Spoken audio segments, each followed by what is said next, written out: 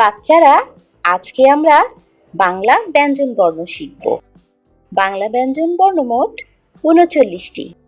চলো এবার শুরু করি। ক, খ, গ, ঘ, ঙ, চ, ছ, বর্গীয় জ, ঝ, ইয়, ট, ঠ, ড, ঢ, মূর্ধন্য ত, থ,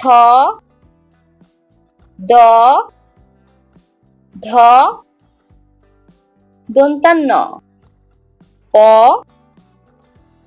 খ, ব, ভ, ম, অন্তস্থ জ, র, ল,